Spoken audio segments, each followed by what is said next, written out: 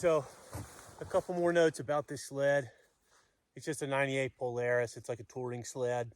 You know, it's for driving on like established trails. It's not for like taking up in the powder in the mountains. But you know, I think I gave some old farmer like $1,200 for it. So it's it works great for me. I love it. This one has 1,633 miles on it. I think I bought it with like 1,000 miles on it or something. I know 600 miles on a snowmobile is like a lot of miles. It's a 98, so it has like some kind of extra line going to the crankshaft or something regarding the you know, engine oil or engine lubrication. I'm not quite sure the specifics, but apparently the 98 is a good year to get. The 97s were in 96s and, you know, pre-98. I think they were good sleds, but you know, anything that allows for more oil in an engine, especially a 2-cycle engine that works as hard as one of these, is a good thing. The suspension's all kind of clapped out in this one.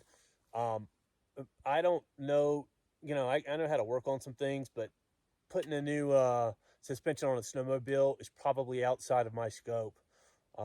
I'd love to do it. It would probably make it ride better, feel better, handle better, get stuck less. Maybe I will put one on now that I think about it. But I'm not quite sure how all that stuff goes.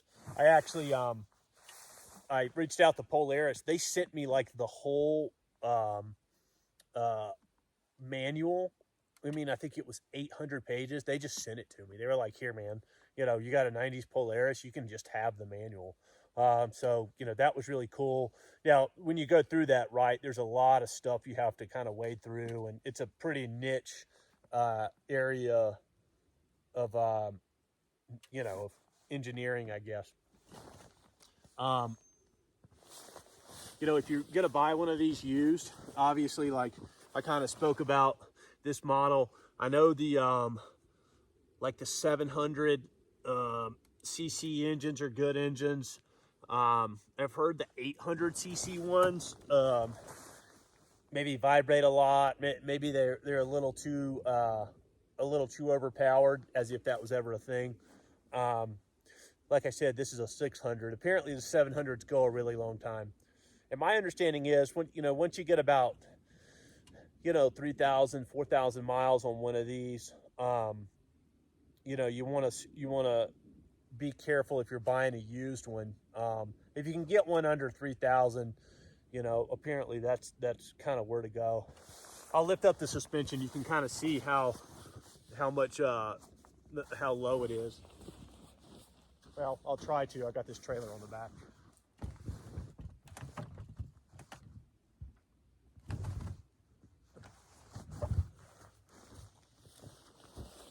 So, you know, it's not a bad ride. The headlights work, the brake lights don't work on it.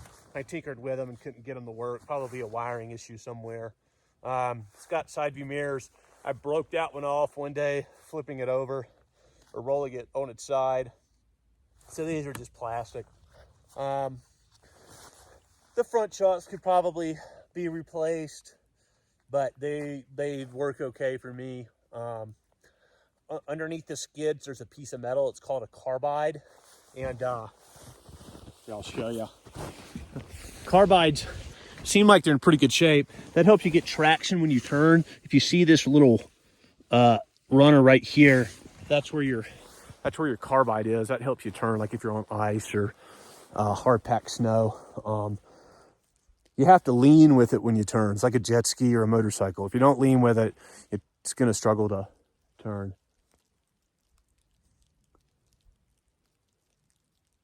Oh, I just heard something.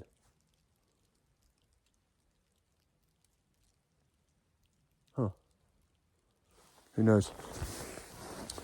Like I said, I put the AGM battery in it, and that's kind of a game changer. I mean, it spins over way faster than the old battery did. The old battery was kind of clapped out. The guy said when I bought it, he put a new battery in it. But I don't I think he might have put new to this snowmobile battery in it, when they've been sitting around the shop for a while. This snowmobile did not have a little hitch on it. I bought this on Amazon. I did a little bit of research. There's a couple bolts you put in. I think I might have had to drill some holes. And you're supposed to pop a couple rivets in here. Well, pop some rivets in there somewhere. I did.